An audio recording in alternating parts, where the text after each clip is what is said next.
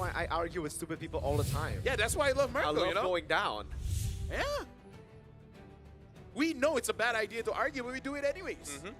You're the smart one. You're like, yeah, not worth it. Speaking of not worth it, we got to look at the bans here. Team Spirit betting out the Lunox as well as the Grog. And now for Aurora, betting out the Yuzong and the Hilda. Ooh, so no. Okay, Claude first pick, I guess, for TS. That's what they're aiming for. I mean, Aurora can still ban it out if they want, right? Yep. I want to see it just banned out, man. Honestly, like, in this series, let's bring something else to the gold lane. Yeah. Let's just ban the Claude. Yeah. I keep it open. Don't laugh. I'm agreeing with you. Yeah, I know you The are. way you say it, though. It's the way you're saying, yeah. Yeah. Yeah. That's V. What are you guys talking about? Yeah. Oh. Well, hello. Oh, that is V. Well, no, I thought he... Among the plains I guess that's not Japanese. I was saying. I Wait. thought he spoke Japanese. They No, he want the- speaks every language. Okay. Do they want the Claude or Juice in now? Because they ban out Yves. I think if you want the Claude, usually you would leave the Yves open. It's okay. I think they're thinking, like, we know that they know that a Claw should be banned so that they can get it for free. But then, what if Aurora be like, I know what you're doing, and I'm not just gonna ban anything. Well, I mean, I'll ban something, but not Jushin or the Claude. This is an interesting But fact. I would ban the Claude. Here's Yeah. an interesting fact about the Claude. What's the fact? Hiko has not played the Claude just yet. Nani? Yeah, that was definitely V. Or a fighter Or gold a lane. fighter gold lane. Yeah. So where does that put it? There's the Jushin ban. There you go. So It maybe has to be Claude. Yeah, maybe they won't play it. No. Maybe. No. All right, Listen. so this is the first Claude game. I for think they Hiko. were, to be fair, first game against SRG, second game against Evil. Or the first game against Evil, second game against SRG. Second game SRG, they learned. So in the first game they didn't play it. Game number 2 against SRG, they learned. Didn't they Claude go- was on Innocent. And then game number 3, they banned the Claude. So ever since that game 2, it's been contested and they've learned the hard way. So it will be picked up here. That's how hard it is to play Claude, you know? 28% win rate, by the way, on the Gatakacha. 40. Whoa, wait, wasn't it 28 earlier? All right, 14 times picked up. We didn't see the Gatakacha. It's 29%. Yisun Shin, very early. No Yu Zhang. Also shows that they might want to play double fighters here. Yep. Yeah, double fighters. That's something more that we've seen Dominkite play too. You know, when this YSS is picked up, is go ahead and grab that fighter. We haven't seen too much of like the Ruby gold lane so far through M7, but that's still a possibility that could pop up. I don't know if we'll actually see him play for example, like the Frey and the gold lane. Maybe that's up their sleeve after seeing the first couple days of the Swiss. But these are already very strong picks, man. The Farsa, Kalea, Claude for Team Spirit off that first phase of the draft. So they're going to leave their jungle and the XP lane up for grabs right now. And most likely, you'll probably see some of those big XP lane options banned out further. You know, the Yuzhong's already gone. Maybe the Lapu Lapu to an extent, or the Uranus, depending on what they want to do here. I feel like for Team Spirit, they're also looking at this as, is it a bannable game? I guess, right? With the Kalea already picked up right now, it should actually set up for one of those picks later on. Even if they it's still not want to go for bannable, it. at least you force Aurora to ban. Yeah. Exactly. But for Aurora right now, I guess now you understand why they went for the Gatakacha, right? I'm just actually kind of weirded out by the Harith pick. Yeah. You usually don't want to go with a Harith when you already see a Claude, but even more so when you see a Farsa, right? So 2 counters on the other side already against the Harith, yet they still pick it up. So they're going to have to get some more picks to open up the Harith space. Look at this, it's quite even between Aurora as well as Team Spirit. Difference only being in the tens. That's very different from what we saw earlier. So I guess everybody supporting Aurora popped Shout up out to you guys in chat. Yeah. Keep voting, guys. So again, it's a best of 3, so this is just game 1. The Harith pick this early on is interesting too. Just like you mentioned, you know, it's not something that you necessarily see too often. Although before Harith technically had that kind of low-key nerf that he went through, like from the last patch, there was a whole lot of Claudes in Harith, like matchup-wise, right? Whoa. And I guess they just prefer it more than the carry anyway, at least to bring in for the rest of their lineup. Kagura ban coming through for TS. I thought that's something we wanted to leave in 2025. Turns out maybe something they faced against Aurora Philippines in like scrims or something, because maybe that could be an answer to the Kalea pick, right? Maybe we see the Kagura CC immunity getting out of it, Purify built in to get out of the Kalea. Tsunami Slam, but the Uranus gets banned out as well by Aurora PH here. So they're really taking away those Bomba picks that we saw dominate against Onyx. Yeah, honestly, the Kagura pick kind of signals to me that there's going to be a lot of attention going on to the mid. So whatever pick that Aurora is forced on, because at this point, I'm not so sure who wins the lane here unless you get something like a Zetienne. Because even a Kimi, I think it's going to have quite a tough time. Yeah. Spirit, Unless they want to go for something like a Selena. Selena. Aurora? Aurora, yeah. Ooh, I don't know. Have we seen Yue? Yeah, play Yue has like played it from time to time. I mean, the Kagura as well. He was one of the few players that picked it up regionally in the Philippines. It's just, yeah, like Kagura is kind of weird in the current meta, you know, especially here for M7 that we've seen it. So I guess there's a lot of questions here. I'm not sure if we'll actually see him pick up the Lunox. No, it's banned out. Sorry. So that being banned out, there's just what is left? A Louis Yi? Kagura is the kind of pick that's like you receive some information in a proper email to be like, oh, I like this. Yeah. It's like, okay, I'll make sure to be careful of it. Oh, Yep, Zetienne. legacy shall endure. So picked once, 100% win rate. We saw that. Stormy. Yep, Stormy. Shout out to my boy. I guess this also works pretty well with the YSS too. Like Yep. the stun synergy. If they finish up with the Arlet, yeah, I think it's pretty okay. Double vision. But they will be lacking in the frontline department, dude. Like, that means Team Just do Spirit more can damage. run through the front line. it's a literally Gatakacha. Yeah, but that means... Their front line is literally Gatakacha. yeah, right now it's literally just Gatakacha. But if they go Arlet, right, that Yeah. means it's just going to be Gatot. Yeah, you can try to deal more damage, but then it relies heavily on you snowballing in the early game. And TS, now with the glue, they have more ways to actually just stick towards the Yisun Shin, stick towards even the Gatakacha there. They don't have waves to deal with the glue. Oh, Nolan. Interesting. This might be the R line, and maybe the game plan here is they know they're most likely going to be reacting. Like if it gets to that point where they're reacting to the Kalea setups, for example, that they might just choose this lineup to go ahead and like try to have a counter play as much as possible. But there's the Sora being left open, so it's going to be that last pick for this lineup. So there is a lot of crowd control here. Like if you look at Aurora's lineup, there's quite a bit of crowd control that they can use to go ahead and fight these team fights that are most likely going to be started by a Kalea like we've seen in the past. The only problem here is that the damage profile coming in from Aurora doesn't really do that well against the glue. Unless the glue hops onto Sora and Sora just keeps on dashing towards a nearby turret or something. Yeah, if Kid Bomba has a good game, Aurora will not. Yeah. That's what we saw. I mean, that's what we saw in their last match, right? Kid Bomba and Esmeralda. Just a phenomenal performance, but there's a lot to see unfold here. Well, ladies and gentlemen, we're jumping into the first game between Team Spirit against Aurora Philippines. And again, this is a promotion match. Winner goes over to the knockout stage. Welcome to the Land of Dawn. By the way, Lafel, I gotta ask you a question. Isn't this just very SRG? Sora, Gatot, Yes. and then yes, Yisun very, Shin, very, Zetienne? very. Just the gold lane that, you know, is different. Yeah, they play double fighter, but hey, I believe Dominkai with this harp can feel like a fighter. Well, the way he usually plays it is like that, like I said, regionally, and the statistic was, I think the Harith has won twice against the Claude, so could be just one of those picks that works out for specific players, but again, you know, you don't see the Harith pop up too much, but even the Nolan, man, remember when the Nolan popped up? This was one of the questions we had for ourselves, like, oh, you know, how's the Nolan going to perform in the meta? I think he still serves a purpose of kind of this window of opportunity type jungler. Even looking at the emblems, you know, you have those windows to pop out that damage, but the rest of this lineup is actually pretty solid here for those front to back lineups. Now this is interesting. Fire Emblem on the Harith. Yeah. So I guess you try to beat the sustain with sustain here, and he's actually doing a pretty good job. Hiko has the blink, so obviously the Synchro Fission will be dodged away from most of the time.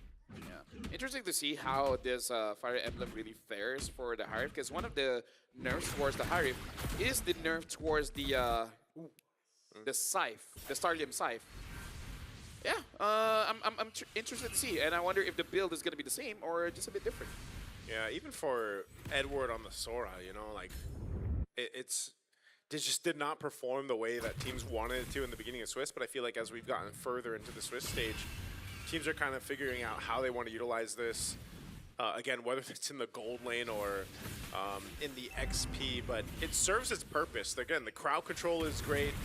You don't have to completely rely on this Ganakacha. They're actually going to just force a turtle take here easily for Team Spirit based off an easy fight. Quick blitz, man, and again, zoning there from Bomba was amazing. I would say right now, Aurora Gaming is having just slight difficulties because they're not really winning the mid lane as well. Because Sunset Lover has been favorable trades against UA.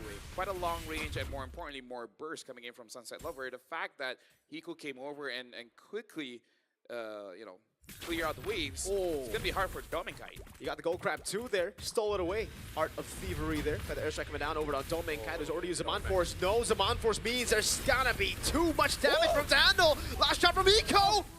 That's first blood and a flicker out. So close. Dominkite even popping the Purify, but unfortunately can't survive against that Fighter Emblem or not. So a good first blood pickup for Team Spirit. They made that decision to go make the play. That's about the, I would say every time if they focus on Dominkite's lane, you're gonna have to see Aurora Gaming Philippines kind of respond to that. Again, if you leave your gold lane to the whims of the opposing team, you're gonna be in trouble here. I don't know about this, man. Bomba flickering out to safety now. It's gonna be caught still. Traceless coming down, and that's gonna be Edward with the punches down on the glue, but light. AUG out of there. Caught in the feather airstrike. One shot. Wants to push in for more of the gold crab. Gonna be contested again. This time it's Doming. Yeah. Honestly, Aurora Gaming probably just wants Edward to get out of lane as fast as he can because keep him on his glue is making his life just a little bit difficult. And considering the speed that one shot is moving all around the map, taking some farm away from Dominkite, I feel like this is a good idea, but we just have to see how it translates to the next turtle fight. Yeah, this is going to be the one that we see Aurora Gaming Philippines actually contest. Dominkite went and got his purple. He's going to go work on his orange, and then Turtle's going to be up here in a second. So both junglers doing their thing. They'll get in position. And with this time, they can't be as zoned out as they were in the first Turtle. But they will have to play around Sawa's setup potential with the Kalea, but also Sunset Lover's damage with the feathered airstrike. So they'll take their time. This is what I was saying in the draft, Aurora Gaming Philippines, they don't really need to be the initiators. They're more so responding to what this lineup from Team Spirit does. Edward's positioning here. He's going to go ahead and spot one shot. The fracture out by one shot, respecting the sort of damage. Now it's going to be Sawa walking up untargetable. Edward goes to the skies, now jumps on Bomba. It's going to be caught. That's going to be the full stacks on him, and he gets mounted on. Dominkite looking for the angle to go for the retribution as one shot gets zoned away. That's an AOG! Dominkite winning the retry there all alone. Tsunami Stab locks him down. Hiko! With a blazing duet straight onto Yue he goes. And Yue respects him with the flicker as Doming clears out mid and Edward goes on to hit the Patrick. I gotta say, my question, the start of the day, are we gonna see any Claude for space? I can't believe this is like what? Third time today that we're seeing a Claude for space. Hiko's really showing up. He's looking pretty good. Oh, fracture, full burst light. Doesn't have the AOG, but he gets out feathered airstrike a bit late at the glowing wanting with the lethal ignition. Gets him down. Now it's Doming in the bottom lane, isolated. Oh man, even when Light wants to help, don't kite. Okay. Just get out of my gold crab territory, I think. I think that's what he was if he doesn't get it. Yeah, okay, he is going to secure it. But yeah, Light was going to go help Dominkite out here, and you know, it's you put yourself in that position where you can get set up on, and unfortunately, if you have the Revitalize or not, you're going to be somewhat in trouble. So now Team Spirit has continued to find these little bit of wins across the map where they can. And, you know, you're looking at the scaling here for both gold laners. Hiko's doing a great job farming both lanes, basically. He's got enough help as well to go ahead and secure himself this lane. And Dominkite's got to play catch-up. Now, he's not too far behind, just a couple hundred gold, and that's why he's going to go ahead and rotate between both lanes. This could be a potential setup. I'm not sure if Sawa's actually going to get caught here with the Unbreakable. He knows. He doesn't, yeah. He knows they're there. That makes sense. Right now for Aurora, the fact that they're not down by too much, I feel like it's still good because Dominkite will be scaling up. And not to say that Team Spirit doesn't have skill. They do have skill, but I feel like they do have ways to deal with Team Spirit, especially Dominkite here. Hiko might make the mistake of going for Wind of Nature, but who knows? Who knows? I don't think so. I don't think so, but who knows? Hiko has definitely adjusted throughout the Swiss stage, man. You know, it was a rough start for him, but he might get caught. Okay, take some damage from Edward. Half HP, that's a lot of damage. Bomba in the back though, zoning Doming, or zoning Demon Kite. There's no way for him to enter. Edward gets caught with Tsunami Slam. Bomba again, zoning the backline. Fury of the Phoenix coming down, but it won't land on anyone now. Sawa with a flicker around. That's going to be Bomba caught by the Mountain Chakra. Has a flicker around. Light gets out with the AOG. Some Force coming down, and Demon Kite picks up the kill on him. Hiko again with the help of the burst one shot. Coming in from an Alf angle. Finds the fracture, but Domeng was able to dash out from Sunset Lover's skill 1. I like games like this where they're playing macro, but at the same time, they fight when the opportunity presents itself. Because for both teams, especially for Team Spirit, they're just zoning people away. They're going to get objectives for free. But the moment that Aurora Gaming Philippines is in a position that they can fight, they will fight. Goes for the stun, Purify out. That's one shot with the damage. But now, with his Zaman Force again, it's so hard to get him down. Feathered Airstrike just barely on range, catches him in the end. The last tick of damage gets Domeng down. I don't think he was expecting to get hit there in the very end. Assassination up top. It's a solo kill for Demon Kite. But Sawo is looking for revenge. Has Tsunami Slam. Has 2 members backing him up. Sawo with the jump in forward. Demon Kite goes. Oh, he can't go for the Traceless in time, and he gets bursted out by Sawo and Sunset. I'm just going to say wow, man. Right now, Team Spirit, especially Sunset Lover. I don't know if the boss promises him a bonus or something if he gets an MVP, but he's everywhere. He's clearly motivated. Yeah, man. Looking at the items here, again, breaking it down across the lanes, there's not a huge gap, right?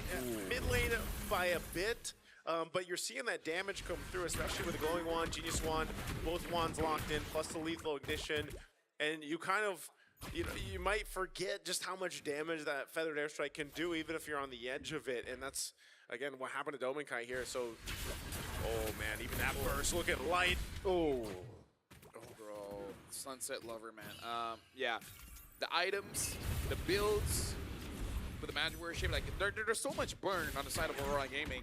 They really got to start blowing their phones to make sure that it calms down. Yeah, Edward has to escape. Bomba is looking for a mount down now as one shot does more damage. That's him to the air he goes. CC immune. But they've baited out the ultimate, and now Team Spirit will have a resource advantage. But we also see the problem here. Kimboba kind of didn't take much damage. Like, even though he dies, Aurora Gaming have to use everything to take him down. And I think he'll take that trade. Yeah, which is kind of surprising. Like, we haven't seen as many glue picks come through. Ooh. You know, he's one of those heroes that just is able to tank up so much damage, cause a lot of chaos in the back line. And so far, Kid Bomba's done a really good job at doing that when the team fights do break out. That's why, you know, like you mentioned, LaFell, they're both playing at the macro level, but these team fights are almost like a chess match in itself, where you're seeing just how important the positioning is, especially for the gold laners. And why it's so difficult for Dominkite to find that space to work with, whether he's got the Zaman Force drop down or not. So both junglers, by the way, staying up top, doing some off-lane, off-map pushing if they can. Those tier 1s are still up, so no one can really claim the space around the Lord just yet. Yeah, honestly, Aurora's having a hard time here. What? That's a solo! Oh my goodness, not a solo. Sawo gets an assist, but Yui just got bursted down, and he did not want to flicker out. If we're talking about chess pieces, man, Sunset Lover is moving like the rook, and now Kimbomba's moving like the knight. There's really not a lot of spaces that Aurora can use on the map to get themselves in position. I feel like we always highlight Sunset Lover on the far side. Every time he plays the far side, he's kind of good. He should go pro. He could go pro on this. I mean, my goodness, 4-0-3 right now, and that's twice now. Oh, Hiko gets caught. Optimism gets pulled down by Doming, and Edward, though, could not flicker out in time. I feel like we have enough clips to show Claude's getting caught in that position. Right getting there. Caught by Frederick. Sick boom earlier. Yeah, so, hold on, Light. First down on Light. He has the AOG, but he's going to be caught with a Tsunami Slam now, and just going to be bursted out by one shot and Sunset. So it's a 1-for-1. Roam for gold. Lord of the bottom lane gets a actually does not get a charge down. Good job by Aurora Gaming Philippines. Edward. Oh, he gets caught with a fracture. And now it's Bomba into the slam and the flicker in. The Fury of the Phoenix catches 4 of them, but no one's there to follow it up. Sawo. Interesting recall. I'm just really interested in what the idea was there. When Light got killed and then there seemed to be a call where Edward's like, all right, we're going to initiate. They just did not expect that amount of pressure from Team Spirit, I guess. Again, kind of wondering what the plan was there, but they are going to lose some of those tier 2 turrets now. Sao. So is he going to go for light? Could be. He made out the AOG, and that's enough. Now they push into the mid lane, and it's one shot, and Sunset who picks the turret up. In my head, I kind of did thought Team Spirit will have a dominant game, but I didn't thought it would look like this. Yeah, it's very, very strong showing for them, man. 4K ahead. And it just seems like a lot of it has to do with this Farsa pick, you know, the amount of pressure, because I don't know, you just don't have that much of an effect or that similar effect with the Zetian pick here from UA. You know, unfortunately, yeah, you've got the Fury of the Phoenix that can help out. Well, there's a nice close-up always of our favorite skin of the game, by the way. Yep. Kid Bomba doing an amazing job on this glue, like we mentioned. And now Hiko picking up the Malefic gun, so... Whoa. Oh. Tsunami Slam locks like down through the Phoenix zone now! As I see the Edward jump in and one shot to be caught by the Mountain Shotgun and will fall. AOG out of there, Bomba gets caught! Demon Cat gets a double as Hiko still goes for the damage. Now Blazing Duan from Hiko! Goes through them all, flicker in to find Yue! Whoa! Okay, well, now... Oh, Sunset lover? Oh, Sunset. Sunset. He's got the Flying feather. Oh, what a cancel by Light! Oh my... And it's Demon Kite with the Traceless in. You just flew blind into a bush you didn't want to go to, man. Farsa cannot see. She can't see. She's actually blind. Lore accurate Farsa. Lore accurate, man. No, but that was in the bush. Unlucky. Unlucky. That last fight, by the way, it didn't go their way because they didn't have the feather airstrike, and that's what I was talking about. Like, the Farsa is such an integral part of this lineup success. And And feel like that's gonna get clipped. Yeah. which one? Yeah. Which part? Farsa blindly going to a bush. Yep. Lore accurate Farsa. Lore accurate Farsa. Yeah, that's it. And now Lord's up. So with all of that, imagine they just got about 3.5K gold in the hands of Aurora Gaming Philippines. So they're in a much better position now to contest the objective, but you know, still nonetheless it's playing within those timings, those windows that are available to them. And they'll that's part of the game plan. Like I said, just take your time with this Lord take. Yeah, we can definitely see that Aurora, they have the damage, especially coming in from Demon Kite, but also Hiko has shown that he is looking pretty strong at this point. Demon Kite with that Holy Crystal might be able to two-shot Hiko if Hiko is not careful. Yeah. And all the basic attacks hit onto Hiko, but yeah, Aurora Gaming, they have the tools to punish Team Spirit if they put themselves in a very punishable spot. Yeah. Winter Crown though for Hiko. That's gonna help. He's got that. That was the question earlier on, but it looks like Aurora's going to go ahead and start this Lord up. They don't have to fully commit to it, though. I think they're just trying to spawn out. Oh, nice little shot there, Hiko. Getting checked at half health, but it's more so just spotting out where Team Spirit is here for Aurora Gaming Philippines while they go ahead and take their time with this. Light does pick up the anti-Karas, but they'll just go for a reset. They don't have the positioning favor they want to. Plus, they've got a nice wave pushing up top that they're going to have to deal with at some point here. This is looking really, really good for Team Spirit. Yeah. Kid Bomba does have that flicker, so if he finds an opportunity, he can jump with someone. The question is who?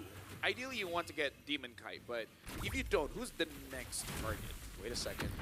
Oh, they're going to Go for it. Edward jumps in on 3. That's even Blazing to it with the crown as well. That's a mistimed Unbreakable by Light. Now Asawa jumps in with the Tsunami Slam. Gets caught as the Mount comes in as well. Light bursts it out by one shot on the Nolan. And that's a turret up top falling. The tier 2 falling to the big slow push built up by Team Spirit. Ooh, that was not the fight they wanted, man. They lost the tier 2 turret. They're going to lose the Lord off of that. That was a fight initiated by Edward. And that's why I was saying this composition is a little bit different just because of the sense of usually they're reacting to Team Spirit. But that time they chose to go. Yeah. And they got punished because the layering wasn't the way they wanted it to be. And once that's gone, especially like we've seen before with the Sora, once that initial crowd control is gone, and then you don't have that follow through, you're kind of just left as a sitting duck to be taken out.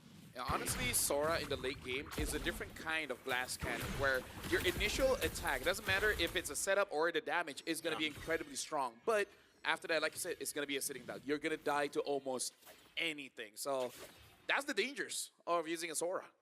They are on the defense. Sao hovering over earlier. Hiko unable to use the wave. Just the mid base turret taken down for now. Aurora doing a good job at manipulating the waves as well, just holding it in. And this is a comp with really good clear, you know? They have a Zetian, they have a Harith, the Eastern Shin doing work as well.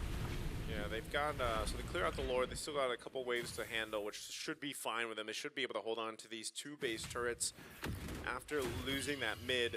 Sawo not really able to force anything. Oh! The flicker out of the AOGs. A Force used up as well by Domeng, and they are able to clear it out. They know this turret needs to stay alive. Yeah, that was smart, very, very smart, especially because honestly, Aurora, they have multiple ways to actually cancel out that Feather S-Strike. Yeah. Because it's not just light, but UA as well. Because you're not going to be moving, you're going to get stunned up, it's going to cancel out anyway. So Aurora, they really got to make it so that they're patient. You got to see that Feather S-Strike first. And then you answer it. Ooh. Okay, they are doing everything to hold on to this turret. Yeah. They should do it just fine. Like we mentioned, the clear is going to be good. They do hold on to the top 2. They're going to pop the conceal just to force Team Spirit off of this. And that's what I was saying. You know, earlier on, Sao, he didn't have the flicker, but now it's available. If he wanted to start a fight, they could, but they don't want to throw this lead that they have, this advantage against Aurora Gaming Philippines, because you still have to respect what this composition can do, especially in the base, where they have more of a free space to work with and can get the favorable positioning if Team Spirit goes a little bit too far. So it's much better for them to just kind of wait, let that Lord come up in about 30, and then get in position from there. See if they can bait anything out. Sao? Oh, wait. Sao can actually just go Tsunami Slam here, but he doesn't go for it. I thought he was going to flick in Tsunami Slam. Discipline, man. Yep. Right now, for our newer viewers as well, I think it's good to address why Aurora Gaming is using everything that he can to make sure that the bottom turret doesn't get taken down, because the Lord will spawn. It's going to spawn up top. Going up against a Nolan as well as a Claude, there's always that chance, a backdoor, or they would just split you up. So if that tower goes down, if we're going to talk about chess, that's basically a check.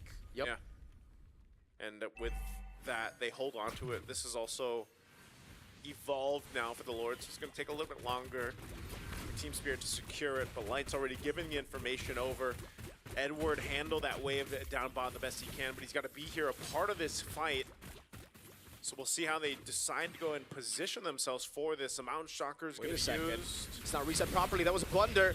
Sao's going to go in. It's going to be caught by Domenkai actually there. Now Tsunami Slam coming down. It's like it's pushed down. Edward with walk up. Fear the Phoenix already catching him now. Sunset Lover's able to flicker up, but Edward jumps in forward. Immortality by Sunset Lover. Fracture coming down now as Domenkai walks over as well. Edward just cannot die. Sao will fall to Domeng, and now it's Bomba running for the hills. Cannot go on to Demon Kai. That's all again. Domeng jumping in with his Force. One shot Immortality. Domeng gets a double. It's a wipeout! They got the Lord, but Aurora Gaming got the fight. They're gonna clear out this Lord and go down the mid lane. That was a mistake by Team Spirit on many different fronts. Like you said, Mirko, the fact that they did not properly reset that was number 1. But again, can they end it?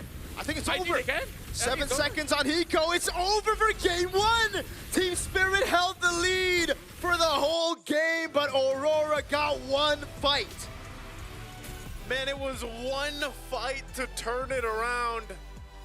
And like you mentioned, it wasn't the reset of the Lord that Team Spirit wanted, and so they capitalize off it. And man, talk about Edward leading the charge on that Sora to keep things together, and Domenkai finally having the game, man, where he was able to pop off towards the end there. Yeah, I feel like we got to dissect that just a little bit more, because we got to talk about step by step. Number 1, they failed to reset, and then after that, it did seem like Sao panicked a little bit. Yeah. Tried to grab onto Demon Kai on the Eastern Shin, failed to just grab whoever is next, and then put himself in a situation where Sunset Lover on that far side is forced to use the Feather Airstrike so that they get some kind of trade. But the moment the Feather Airstrike was popped, so does Fury of the Phoenix. And you can see it on screen. Yes. The Farsa was stunned and then had to use the flicker to get out of there. And at that point, already lost so much HP. Look at this. This is the final fight. Look at Sunset Lover having to use the ult, get stunned up, and then multiple members of Aurora just chase after, like, basically both ends. Some go over, of course, the Farsa. Some make sure that Hiko gets taken down. So that was a big blunder that causes panic on Team Spirit, and then that fraction of hesitation just cost them the game.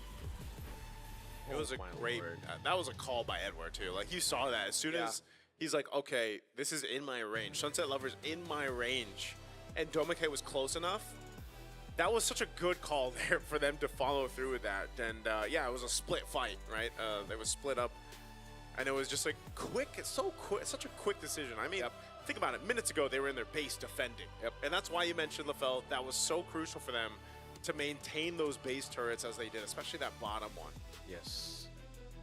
Man, well played to Aurora. And I gotta say, man, just the smallest of mistakes, like not resetting the Lord properly, can have drastic impacts on the game. And this is a very good example. If you guys wanna, share with your friends how one small mistake, one tiny mistake leads to all this, leads to a whole end, bro. Yeah. Maybe that eco reset. Maybe that explains UA's pose now, bro. A tiny mistake is Tiny all we mistake. need. Yeah, and here's the thing. Usually we're very critical about mistakes, but in this mistake, it's actually more towards Aurora because that mistake was not a huge mistake. It takes a very strong team to capitalize on that because, again, against other teams, they might not be punished that hard. But against a team like Aurora, you make that one mistake, and then the game is just over. I think that's a very good example, like you guys are saying, how a mistake can really turn the game around. But it also shows that you need to be a very good team. You need to be well coordinated because, again, not everyone went towards Sunset Lover. Yeah. They were split. Some make sure Hiko gets taken care of. Some make sure that Sunset Lover was taken care of. And now we're looking at the MVP by the official gaming phone, and it's going to be Edward, 2, 3, and then 7, making that crucial play. That catch caused them to win. Yeah, that's why I was saying, when you even look at the way that Edward played this game, when we take a look at the highlights here in just a second, is, there was times clearly when the Sora setting things up with the Torrent or just being able to, there wasn't too many times, obviously, where he was the damaged Sora that we've seen usually in the gold lane. And it was that crowd control, it was that presence to be kind of that front line if he needed to. Because you got to remember, too, how many defensive AOGs Light had to use. So the fact that Edward was on this Sora, which, by the way, was last pick in the draft, was tanky enough to deal with a lot of this either zoning potential or just kind of starting the fight, allowed this possibility. Because, again, Team Spirit controlled pretty much 3/4 of this game, okay? Aurora Gaming just madly punished Team Spirit's mistake around that Lord. They were defending into the base, and that's one thing we highlighted too. This lineup, this composition allows them to go ahead and clear those lanes and defend in the base for quite a long time. And they bought enough time for them. Again, 5,000 gold difference is not impossible to come back from. Neither is an 8 or 10,000 gold. We've seen that before. Oh. And Sunset Lover had an amazing game on the Farsa, just like he has in the before. But it was moments like this where he doesn't have the feathered airstrike in this fight that Aurora punished Team Spirit. And I feel like there was very little opportunity for them to do that. But when the opportunity presented itself, dude, they punished Team Spirit when they could. And that's what you mentioned, with a team like this, they will make those punishments when they see the opportunity. Yeah, and here's the thing. As amazing as Sunset Lover is, this is the crush that some of the teams have, right? You win and lose based on that one player. Because we saw one Sunset Lover gets taken down, everyone basically panics. And honestly, understandably so, because they've been winning off of Sunset Lover's plays. And we saw after the game was finished, they were discussing amongst each other. Yeah. And I'm pretty sure that final play was the discussion, because what else are you going to talk about the rest of the game? They did pretty well. The fight that they lost, it was more on Aurora executing well. And I feel like you can, how do I say this? Like, you don't have to be so hard on Sunset Lover going in the bush where the people is there, because sometimes you just don't know. Us as casters, as audience, you can see everyone, but them, they don't see it. So, yeah. For sure. Holding that angle, the hole in the bush, Light, in that position as well. It takes a really, really strong team to punish these small little mistakes. And Aurora are elite, It's just sometimes they have that tendency. Yeah, they didn't here. They did. They were the opposite here. They were the opposite. Yeah, they need to lose first. Yeah. So they can't be the ones leading. They have to be the ones. Okay. That seems to be the curse to them right now. Like, even for Aurora Turkey earlier. Actually. It's the Aurora curse. Yeah, so for Aurora, don't get ahead. You want to tango, but you want someone else to take the lead first. And then you start spinning them around, and then you show them like who's boss. Damn. That's deep. It's just interesting because 20-minute game. This is much longer than our some of the previous games that we've had here, and it was just. Aurora has been in that position before where they're on the defensive, they got to clear things out. I think even so, like, how valuable was this Setien pick, for example? You know, now that this is the second time that we've seen it, and I believe still 100% win rate. It fits in a certain composition that works well, and like, if you think about it, like I said, the Fury of the Phoenix was probably one of the better utilities that comes with it because of that little bit of a stun that you get.